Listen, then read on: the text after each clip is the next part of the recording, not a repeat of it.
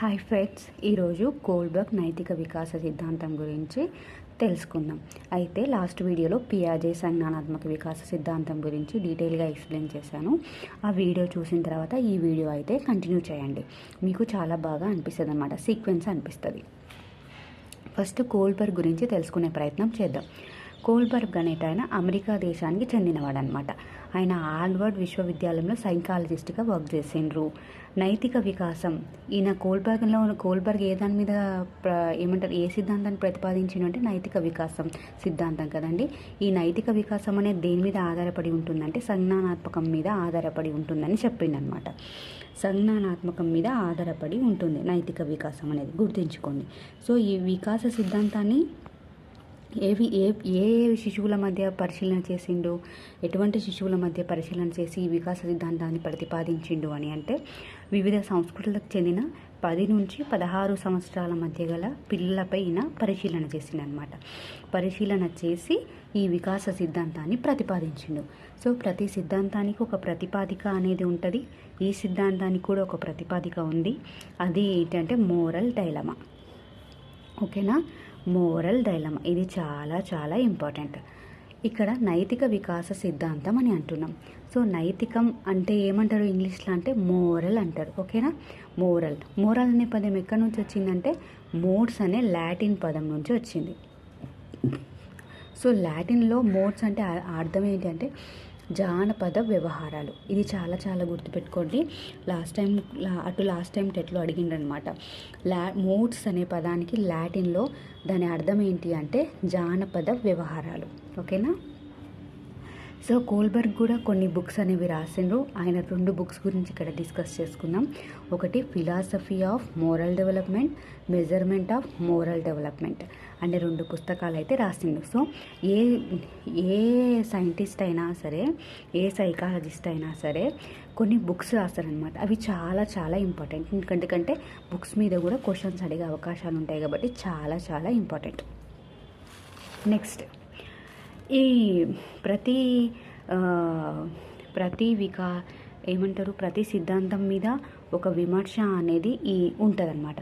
అదేవిధంగా ఈ సిద్ధాంతం మీద కూడా విమర్శ అనేది అయితే జరిగింది అనమాట. ఎవరు చేసిండ్రు విమర్శ అంటే గిల్లిగాన్ అనే వ్యక్తి ఏమని విమర్శ చేసిండ్రు అంటే ఎక్కువ శాతం బాలుర మీదనే ఈ ప్రయోగం అనేది చేసిండ్రు.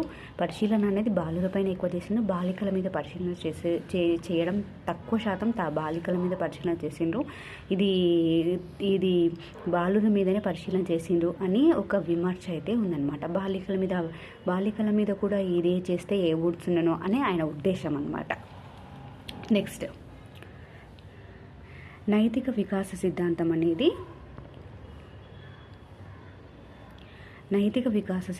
అనేది 3 భాగాలుగా ఉంటుందన్నమాట.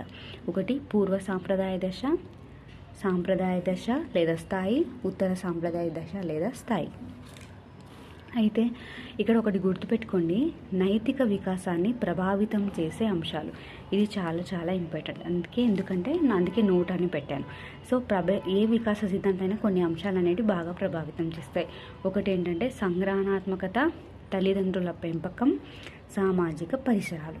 ఇవి 3 నైతిక వికాస సిద్ధాంతాన్ని ప్రభావితం చేసే అంశాలు. ఓకేనా, ఇవి చాలా ఇంపార్టెంట్, గుర్తుంచుకోండి. ఇప్పుడు ఈ కోల్బర్గ్ నైతిక వికాస సిద్ధాంతంలోని దశలు అయితే ఇప్పుడు చూద్దాం.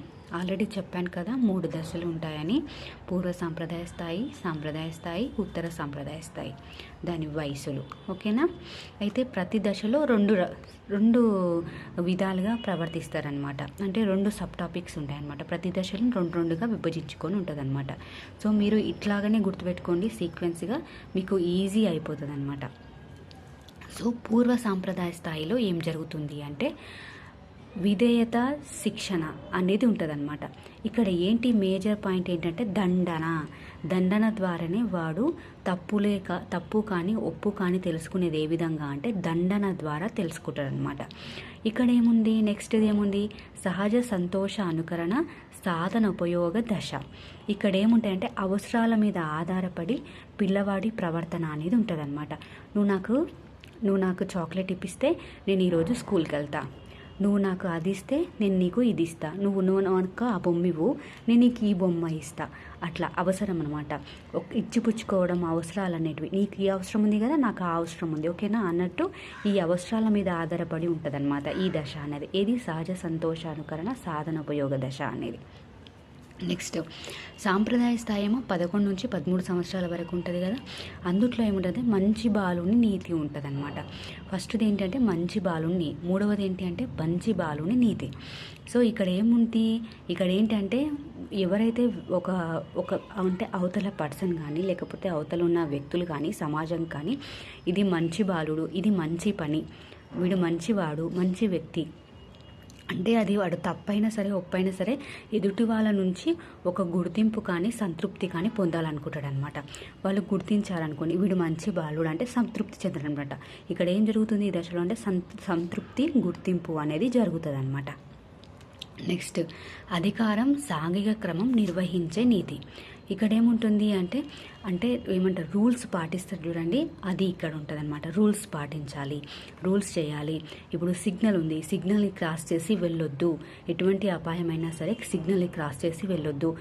ఏమంటారు, సొసైటీ కొన్ని రూల్స్ పెట్టింది, ఆ రూల్స్లోనే మనం బతకాలి అని ఉంటారనమాట. ఇక్కడ ఏంటంటే అధికారం విధేయత అనేది ప్రదర్శిస్తారు. నెక్స్ట్ ఉత్తర సాంప్రదాయ స్థాయిలో చూడండి 14 నుంచి వయోజన వరకు సామాజిక ఒడంబడక, హేతుబద్ధ ఆలోచన.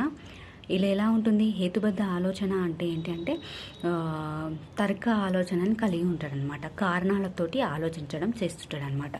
ఒప్పందాలు ఉంటాయి ఇక్కడ, వ్యక్తిగత హక్కులు అనేవి ఉంటాయన్నమాట. ఒకరికి అంటే ఇతరులు ఏదో ఒకటి చెప్పిండ్రు కదా అది నేను ఆపాదించుకోవాలి అనుకోడు అనమాట. వ్యక్తిగతంగా అతనికి కొన్ని హక్కులు అనేటివి ఉంటాయన్నమాట, ఒప్పందాలు అనేటివి ఉంటాయి. నెక్స్ట్ విశ్వజనీన నైతిక విలువలు. ఇక్కడ ఏంటి అంటే వ్యక్తిగత సూత్రాలు, అంతరాత్మ దశ. వ్యక్తిగత సూత్రాలు ఇతనికి ఏముంటాయి, ఈ సమయంలో ఈ వ్యక్తికి ఏముంటాయంటే వ్యక్తిగత సూత్రాలు అనేటివి ఉంటాయి. నేను ఎలా ఉండాలి, నేను ఎలా జీవించాలి. అదేవిధంగా అంతరాత్మ దశ, తన అంతరాత్మ సంతృప్తి చెందే విధంగా బతుకుతాడనమాట. ఓకేనా, ఇది ఏంటి కోల్బర్గ్ నైతిక వికాసంలోని దశలు, దాంట్లో ఉన్న మరికొన్ని దశలు అనమాట. దీన్ని ఇదే సీక్వెన్సీగా నేర్చుకోండి. ఈ పదాలు హార్డ్గా ఉన్నాయని భయపడాల్సిన అవసరమే లేదు, చాలా చాలా ఈజీగా ఉంటుంది, బాగా గుర్తుపెట్టుకోండి. ఇది విధేయత, శిక్షణ, దండన బ్రాకెట్లు ఉన్నాయి కదా, ఇవి కూడా గుర్తించుకోండి అనమాట. వాడి ప్రవర్తన ఎలా ఉంటుంది, దండన ద్వారానే నిర్ణయిస్తాడు అని చెప్పడానికి అనమాట. ఇది బాగా గుర్తించుకోండి. నెక్స్ట్ నైతిక వికాస సిద్ధాంతంలో ప్రభావితం చేయని అంశం ఏంటి అంటే భాష అనేది ఈ సిద్ధాంతాన్ని ప్రభావితం చేయదు. ఓన్లీ అక్కడున్న సిచ్యువేషన్స్ మాత్రమే. భాషతో ఎటువంటి ఏమంటారు సంబంధం అయితే దీనికి ఏమంటారు ఏ విధంగా అయితే ప్రభావితం అనేది చేయదన్నమాట, ఇన్ఫ్లుయెన్స్ అయితే ఉండదన్నమాట. నెక్స్ట్ వీడియోలో ఈ దశల గురించి పూర్తిగా డీటెయిల్గా ఎక్స్ప్లెయిన్ చేయడానికి ట్రై చేస్తాను. ఇంకా దీని మీద రెండుగా విభజించుకొని ఉన్నాయి కదా ప్రతి దశ, దీని గురించి కూడా డీటెయిల్గా ఎక్స్ప్లెయిన్ చేస్తా.